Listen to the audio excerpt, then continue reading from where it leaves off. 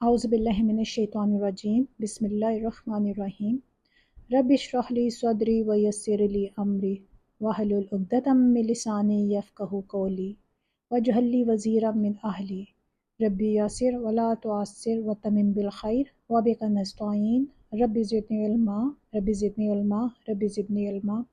अस्सलामु अलैकुम व रहमतुल्लाहि व बरकातुहू। इंशाअल्लाह आज हम सूरह फातिहा को कवर करेंगे। बिस्मिल्लाहिर्रहमानिर्रहीम। फातिहा फातिहा अमूमन उस चीज़ को कहते हैं जिसमें किसी मज़मून या किताब या किसी शय का कोई इफ्तिताह हो। दूसरे अल्फाज में यूँ समझिए कि यह नाम दिबाचा और आगाज़ कलाम का हम मानी है। ये सूरत नबूवत मोहम्मदी सल्लल्लाहु अलैहि वसल्लम के बिल्कुल इब्तिदाई ज़माने की सूरत है और ये सूरत सबसे पहली एक मुकम्मल सूरत थी जो हमारे मोहम्मद सल्लल्लाहु अलैहि वसल्लम पर उतरी थी। इससे पहले जो थे ना वो आयात उतरती थी, मुतफ़रक आयात थी, जैसे सूरह अलग की हो गई, सूरह मुज़म्मिल की हो गई, सूरह मुदस्सिर वगैरह की आयात थी वो आती होती थी। ये पहली सूरत थी जो मुकम्मल तौर पर आप सल्लल्लाहु अलैहि वसल्लम पर नाज़िल हुई थी।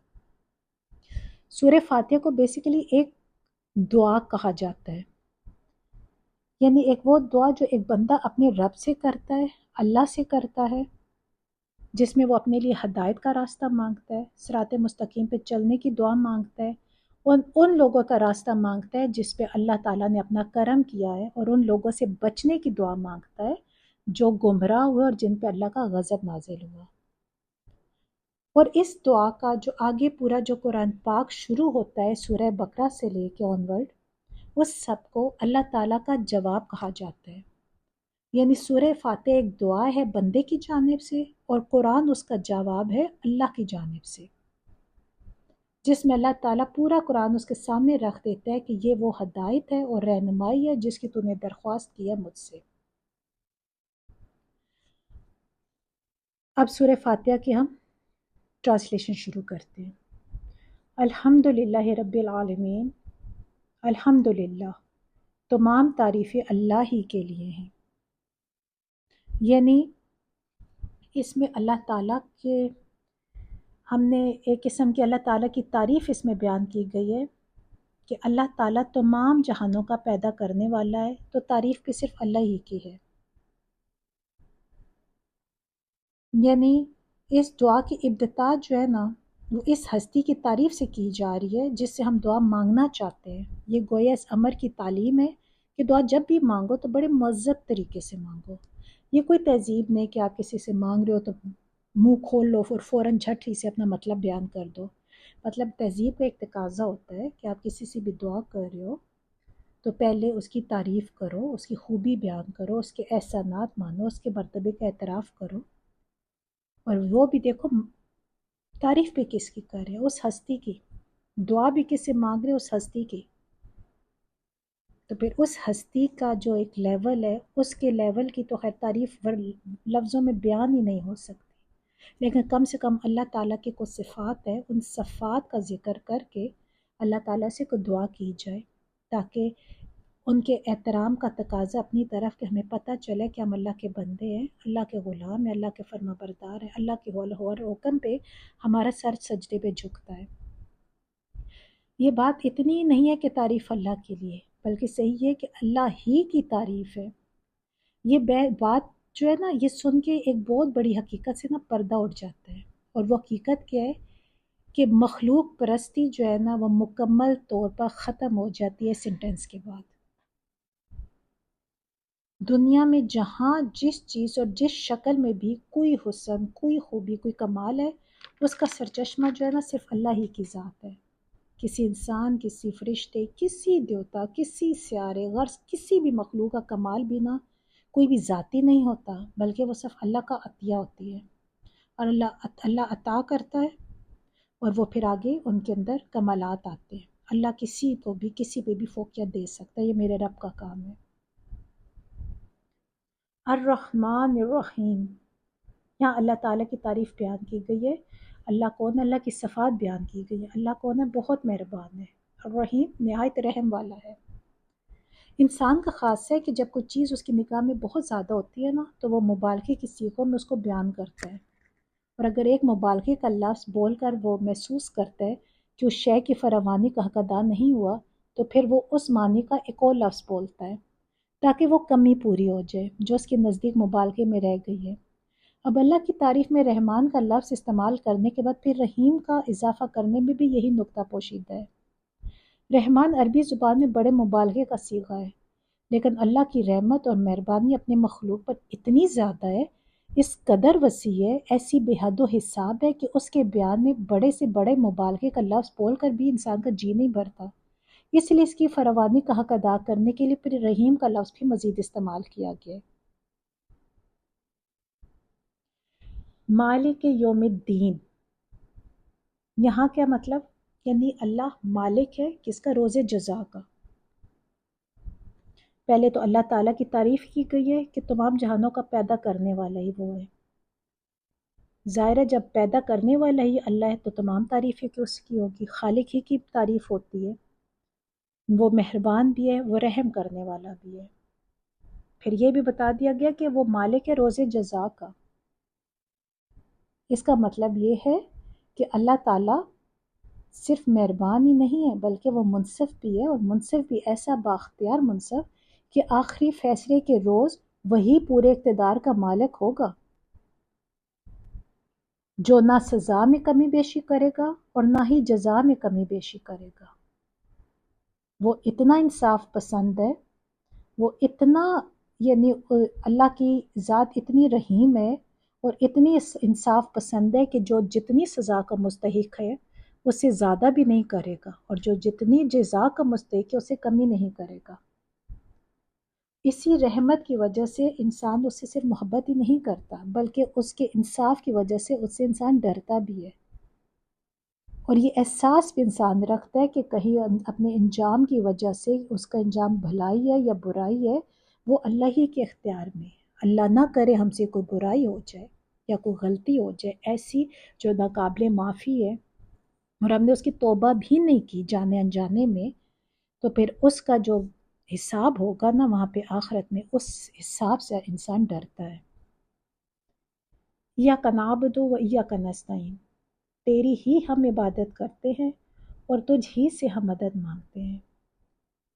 یہاں اللہ سے کیا دعا کی گئی ہے کہ یا اللہ جی ظاہر سارے جہان کا پیدا کرنے والا تو ہے، تو رحمان بھی ہے، تو رحیم بھی ہے، تو مالک یوم الدین بھی ہے، اس لیے ہم تیری ہی عبادت کرتے ہیں کہ تو نے ہمیں پیدا کیا ہے، ہم تیرے ہی بندے ہیں اور ہم تجھ ہی سے مدد مانگتے ہیں۔ زندگی میں ہمیں کبھی بھی کوئی اونچ نیچ آئی، کوئی بھی ضرورت ہوگی، ہم تجھ ہی سے مدد مانگیں گے کیونکہ تو دعائیں سننے والا ہے۔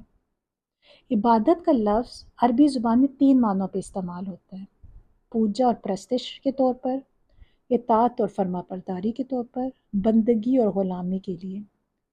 اس مقام پر تینوں معنی بیک وقت مراد ہے یہاں پہ، یعنی یہاں پہ ہم یہ کہہ سکتے ہیں کہ ہم یا اللہ جی ہم تیرے پرستار بھی ہیں، تیرے فرما بردار بھی ہیں اور تیرے ہی غلام ہیں۔ بات صرف اتنی نہیں کہ ہم تیرے ساتھ یہ تعلق رکھتے ہیں بلکہ واقعی حقیقت یہ کہ ہمارا یہ تعلق صرف تیرے ہی ساتھ ہے۔ ان تینوں معنوں میں سے کسی معنی میں بھی کوئی دوسرا ہمارا معبود نہیں ہے، یعنی تیرے ساتھ ہمارا تعلق محض عبادت ہی کا نہیں ہے بلکہ استعانت کا تعلق بھی ہم تیرے ہی ساتھ رکھتے ہیں۔ ہمیں معلوم ہے کہ ساری کائنات کا رب تو ہی ہے اور ساری طاقتیں تیرے ہی ہاتھ میں ہیں اور ساری نعمتوں کا تو ہی اکیلا مالک ہے، اسی لیے ہم اپنی حاجتوں کی طلب میں تیری ہی طرف رجوع کرتے ہیں۔ تیرے ہی آگے ہے میرے پروردگار ہمارا ہاتھ پھیلتے اور تیری مدد ہی پر ہمارا اعتماد ہے، اسی بنا پر ہم اپنی درخواست لے کر تیری خدمت میں حاضر ہو رہے ہیں۔ اہدنا الصراط المستقیم، اہدنا الصراط المستقیم، دکھا ہمیں راستہ سیدھا۔ یا اللہ تعالیٰ سے درخواست کی گئی ہے، دعا مانگی گئی ہے کہ یا اللہ جی تو ہمیں سیدھا راستہ دکھا، کیونکہ انسان کو نہیں پتہ کہ غلط کیا ہے سیدھا کیا ہے۔ شیطان اتنا حاوی ہویا ہوا ہے آس پاس کر کے، آج کل جو حالات ہیں ہمیں انسان کو پتہ ہی نہیں چلتا۔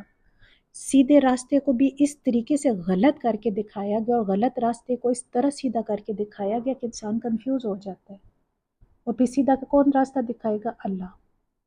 تو پھر انسان دعا کرتا ہے یا اللہ جی ہمیں تو سیدھا راستہ دکھا۔ پھر وہ راستہ ہمیں کہاں سے ملتا ہے؟ آگے قرآن پاک پڑھنے سے۔ جب ہم قرآن پاک کی ڈیٹیل پڑھتے ہیں نا اپنی زبان میں تو ہمیں پتہ چلتا ہے کہ اللہ تعالیٰ نے تو اٹھنے بیٹھنے کھانے پینے ایون ہر چیز کا ہمیں اللہ نے ہمیں گائیڈ کر دی ہے. اب یہ ہمارے اوپر ہے کہ ہم اس کو کس لیول تک سمجھتے ہیں اور کس لیول تک جا کے اس پر عمل کرتے ہیں. یہاں اس آیت کی بنا پہ ہم یہ کہہ سکتے ہیں کہ زندگی کے ہر شعبے میں خیال اور عمل اور برتاؤ کا وہ طریقہ انسان اللہ سے دعا مانگ رہے کہ یا اللہ جی تو ہمیں بتا جو بالکل صحیح ہو، جس میں غلط بینی ہو، غلط کاری اور بد انجامی کا خطرہ ہی نہ ہو، جس پر چل کر ہم سچی فلاح حاصل کر سکیں. یہ ہے وہ درخواست جو قرآن کا مطالعہ شروع کرتے ہوئے بندہ اپنے اللہ کے حضور پیش کرتا ہے. اس کی گزارش یہ ہے کہ یا اللہ جی ہماری رہنمائی فرمائیں اور ہمیں بتائیں کہ جو قیاسی فلسفوں کی اس بھول بھلائیوں میں حقیقت کیا ہے. اخلاق کے ان مختلف نظریات میں صحیح نظام اخلاق کون سا ہے؟ زندگی کے ان بے شمار پگڈنڈیوں کے درمیان فکر و عمل کی سیدھی اور صاف شاہراہ کون سی ہے؟ یہ صرف اللہ ہی بتا سکتا ہے.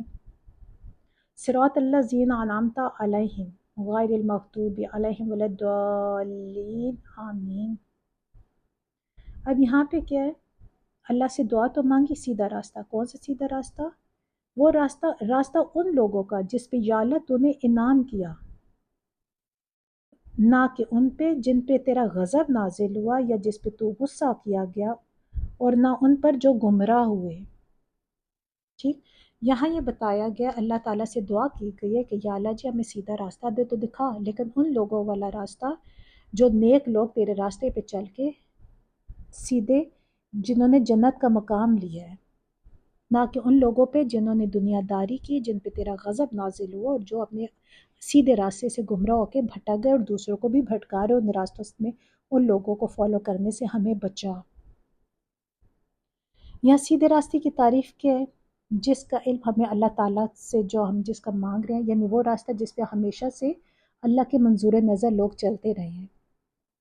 وہ بے خطا راستہ کہ قدیم ترین زمانے سے آج تک جو شخص اور جو گروہ بھی اس پر چلا ہے نا، وہ یا اللہ جی تیرے ہی انعامات کا مستحق ہوا اور تیری نعمتوں سے وہ مالا مال ہوا.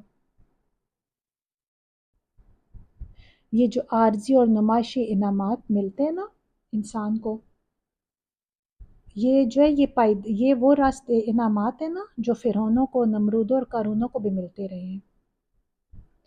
یہ ان لوگوں کو ملتے ہیں جو ظالم ہیں، جو بدکار ہیں، جو گمراہ ہیں. یہ صرف عارضی ہیں، ان کا اینڈ کچھ بھی نہیں ہے. ان کا اینڈ جو ہے وہ صرف جہنم ہے. یہ صرف دنیا میں ایک دکھاوا، ایک دھوکہ ہے. لیکن وہ جو لوگ جو اللہ کے راستے پر چلے، جن میں اللہ تعالیٰ نے اپنے انعامات، جنہیں اللہ تعالیٰ نے اپنے انعامات ان کے لیے مقرر کر رکھے ہیں، وہ یہ کون سے لوگ ہیں؟ یہ وہ لوگ ہیں جو صرف اللہ ہی کے راستے پر چلتے ہیں اور جنہوں نے ہمیشہ وہ راست روی اور خدا کی خوشنودی کے نتیجے میں ان لوگوں کو یہ انعامات ملتے ہیں. انہوں نے ہمیشہ اللہ کی اطاعت کی، اللہ کے ہر حکم کو مانا، اور جس چیز سے اللہ تعالیٰ نے منع کیا ان سے وہ باز رہے. نہ صرف انہوں نے ان پر عمل کیا بلکہ دنیا کو بھی عمل کرنے کا سکھایا. تو اللہ تعالیٰ ہم سب پہ اپنا رحم کرے اور ہمیں بھی سیدھا راستے پہ چلانے کی توفیق دے. السلام علیکم ورحمۃ اللہ وبرکاتہ.